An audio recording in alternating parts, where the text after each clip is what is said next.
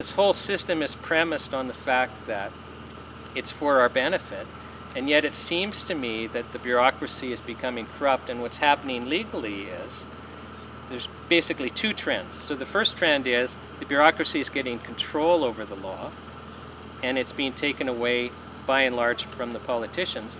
But there's another trend that's happening, and that is we are losing actually our right to go to court. And it's happening around standing. And I'll give you a few examples. So how many of you are familiar with Michael Schmidt? He's a raw milk crusader. Okay, it's ringing a bell when I say raw milk. Yeah. So he is the gentleman in Ontario that runs a co-op that's just been attacked and attacked and attacked. He's also been helping a co-op in Abbotsford that's been attacked. And does everyone here know that raw milk's illegal? Yeah. Okay, so yeah. Well, okay, it's not necessarily illegal to possess, right? But you can't sell it. So in every province in Canada, you can't sell, it's an example of how the government's taking control over our bodies. Like when the government can tell you what you can eat and what you can drink, don't they own you? I mean, you don't have sovereignty over your own body if you can't determine what to do with it. It's just, there's no way around it. But on the raw milk front, and this one is a little personal to me because I can't drink store-bought milk and my youngest son can't. So if you gave me a glass of store-bought milk and I started drinking it, I would not be able to finish this lecture. My throat would start constricting. You would describe it as an asthma attack, but I don't have asthma, I don't carry a puffer, but I can drink raw milk. And my youngest son can drink raw milk, he just doesn't like milk. But it's just interesting to me that, we in the past have had raw milk and I have to sneak it into the house and I have to tell the kids, don't tell your friends, because I don't want the people I'm buying it from to get into trouble. Like, no, literally, we sneak it into the house. I feel like I'm carrying drugs, like illegal narcotics type thing, right? It's fascinating. But in all of Canada, raw milk is illegal. So the government says you can't have raw milk. And the different provinces have been going after people. Before I get to Mr. Smith, I'll tell you, you won't believe this story. A couple in Wildwood, Alberta, Eric and Judith, ran a 2-cow co-op. And so because you can't buy raw milk, you can't sell raw milk, what families do who are passionate about wanting access is they get together and they buy a cow or buy 2 cows and share the milk. And the thinking is, well, if we do that, there's no selling, we're just getting our own milk. So Eric and Judith have this 2-cow co-op going. And the public health officials are showing up and trying to seize stuff and telling them to stop. Well, they won't stop. So then they kind of ramp it up, these public health officials. So Judith is delivering milk in town to one of the co-op members. She's on their private property, like in their driveway. She's not parked on the street. 2 health inspectors come up and demand the raw milk. They want to seize the raw milk. Well, she's not going to give it to them, so she sits into the driver's seat, so she gets back into the van, she goes to close the door, they stop her from closing the door, and then they physically drag her out of the van and subdue her, and then they seize their raw milk, and they happily go on their way knowing that they've protected you and I and the other citizens of Canada from this great danger. So, well, it doesn't stop there. There's then a couple months later is what I call the Great Canadian Raw Milk Takedown. And I say that because I think it was a sting, and you can tell me what you think after I tell you the story. So this guy phones, and he's just eager to join the co-op, and I want to do this, and I want access to raw milk, and this and that. So Judith agrees to meet him in town.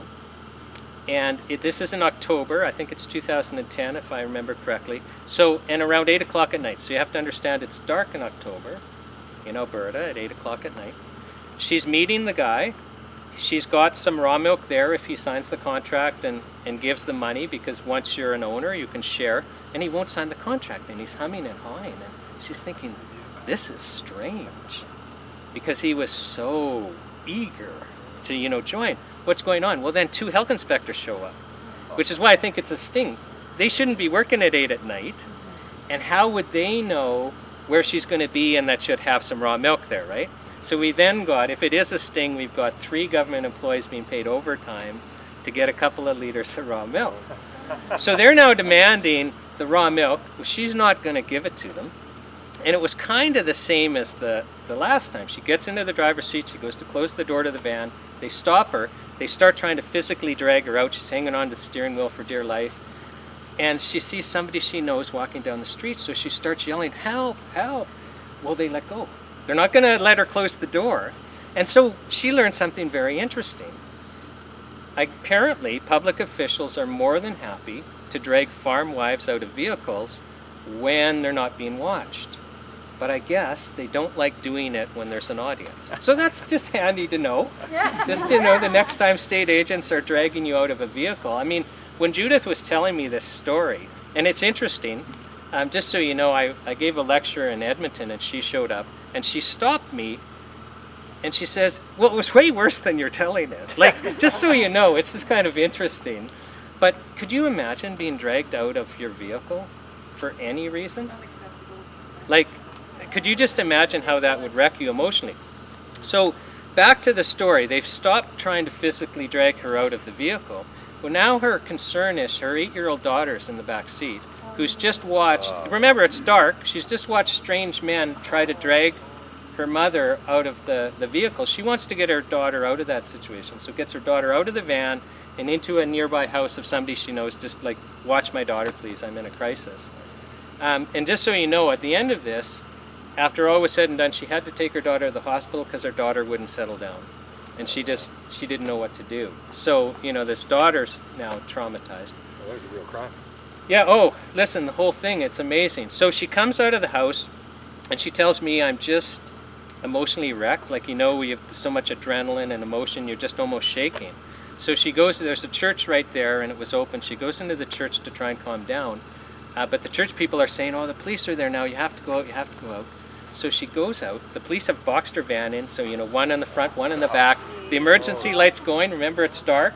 She says, I walk out there, it looked like there was a big heroin bust. And with the, you know, the support of the police, you'll be glad to know the public health officials were able to get the couple liters of raw milk off the street, Our mothers going to be allowed to feed their children? protecting us.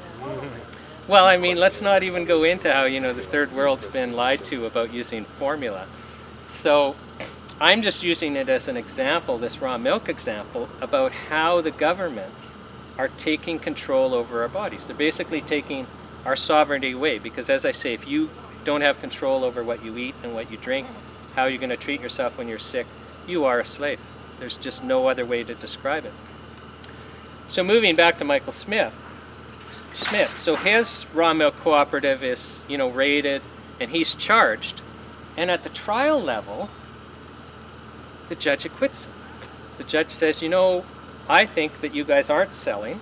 You've got this valid kind of co-op thing going. And the judge also just went on and on and on about how people have the right to choose how they're going to nourish themselves and this and that. You read this judgment and you just go, hey, I like this. This judge gets it. Well, the province of Ontario would have nothing of this. Like, you can't let, I think there was like 10 families sharing, you know, this milk. We can't leave those 10 families alone, and we can't leave a judgment there where the judge says, you know, people should have the right to choose how they're going to nourish themselves. So they appeal. And just so you know, when the governments do that, I mean, it means something. They don't want that decision to stand. Okay? I mean, when governments do things, there's a reason. So at the appeal, he's convicted. And the court basically said, you don't have the right to choose what you're going to eat. It's just absolutely fascinating. And he lost at the appeal on what I call standing.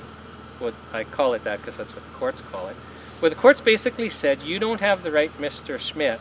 You've got all this evidence of why these families are choosing raw milk and the health benefits, and, you know, some of them were like me, they couldn't drink the other milk. I'm not letting that into court, and the court says you don't have standing to bring it in front of me. And standing is just the legal term which literally means what it says. You don't have the right to stand before the court and bring your petition. So all that evidence is excluded, and then the court, well, I don't see any problem here, and we convict you and go on our way. And it's a new kind of strategy. You know, a recent example in the United States that I found interesting, everyone knows who Jesse Ventura is? Yeah. Yep. Former governor of Minnesota, He's a rights advocate. He understands what's going on. Too bad Ron Paul didn't get the nomination, because he would have been willing to be his VP candidate. But he was, funny enough, getting tired of getting sexually assaulted in the airport when he was going through security, right? You know, well, for our safety. He was getting groped and grabbed, and so he actually brought a court action in their federal court to, you know, get a declaration. This is unconstitutional. You can't be sexually assaulting me just because I want to get onto an airplane. And the court threw his case out saying, Mr. Ventura, you don't have standing to bring this, which is just kind of interesting, because the whole rule of law is premised on the fact that if you and I have a dispute, or you and the government have a dispute, there's an independent arbitrator who can settle things for us. But if you can't get into court, then we have a problem. I need to tell you about the True Hope case. Anyone here aware of True Hope, who they are, what they do? Very little, so I need to go into a little more detail than usual. Okay, True Hope was started. True Hope basically makes a product to treat bipolar disorder. There are now 20 published studies, I think, from 8 different countries on this. It's probably the most effective treatment for bipolar in the world, and it's vitamins and minerals. It was started by an unlikely pair. One was a property manager, and the other was an animal nutritionist. An unlikely pair to come up with probably the best treatment for bipolar in the world. But the property manager's wife had bipolar and committed suicide. Just like her mother and grandfather, runs in the family. His oldest daughter, who was married and out of the house, was so severe and so suicidal that she was spending at least a third of each year involuntarily committed. So, you know, you go into the hospital, they try a new drug cocktail on you, but it just dopes you out so much that you're there for a couple of months before, you know, you're not completely drooling on yourself. They release you, and then, you know, a few months later, when your body gets used to it, you have a breakout, you're suicidal again, and rinse and repeat, right? That was her life. His oldest son, or not his oldest son, but his son Joseph, who was 17 at the time, his bipolar manifested, he would just rage, and he was just paranoid about different groups. And he was, even though he was 17, he was a big guy, like he was over 6 feet, almost 200 pounds, muscle. And the other kids were saying, Dad, you got to get Joseph out of the house, because they were legitimately concerned that they were going to get hurt, that he was going to kill somebody. And so this is just crushing him, because his family's falling apart because of this disorder. And you know, sometimes we just vent on it, like we just have to share what's going on with others. So he's just actually, he's not really friends with this animal nutritionist. They just went to the same church, and I think they were inspecting something. And he, well, how are you doing? Oh, can I tell you? And he's sharing what's going on to this animal nutritionist.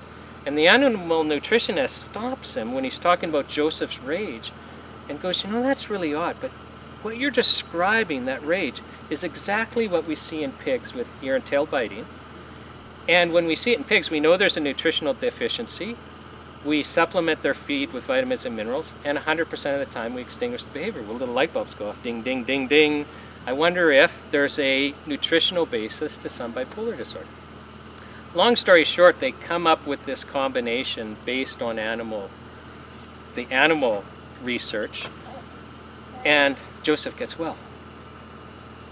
And then Autumn, she lived in Edmonton, and they lived in some town in southern Alberta, and Autumn's husband phones Tony up and says, Tony, Autumn's been released from the hospital, but she's on 24-hour suicide watch, and when I go to work, I've been dropping her off at my parents', but they're just exhausted. Can I drop her off for a week? Sure, you do that. So she gets dropped off, and they convince her to go on it, and she gets well. And that's now about 12 years ago. She's never been back in a psych ward. She's written a book called A Promise of Hope, which it's mainstream. It was a Canadian bestseller. So then they tried it on a schizophrenic lady who hadn't left the house like in 10 years, and she got well. They got lucky there, because it doesn't really work on schizophrenics often. And then people started coming to them. Like, hey, I saw what happened with Autumn and Joseph. You know, will you tell us what's happening? It just kind of grew, where they basically started managing a whole bunch of people. They weren't selling anything. And then eventually they decided we need to sell product to fund this, because they've got this whole big call center, because they have to manage you. You're seriously mentally ill. And if you're on psychiatric drugs, they have to wean you off the drugs and all of this. They're now world experts in it. But anyway, back in 2003, they had roughly about 1,000 Canadians on this product. You know, more in the States. It took off there more than Canada. And Health Canada says to them, well, you have to stop selling. And they wrote back to Health Canada and said, are you nuts? We're managing people with serious mental illness on this product. If we take them off, they're going to die. And doctors, psychiatrists wrote. There were like hundreds of letters of people who wrote. Health Canada didn't care. The Faculty of Medicine at the University of Calgary had run 2 little case series, and the results showed 80% got well and, you know, off pharmaceutical meds, both children and adults. They had actually gone to the Alberta government and said, we've never seen anything like this before. We think the taxpayers should fund a double-blind clinical trial, and the Alberta government agreed.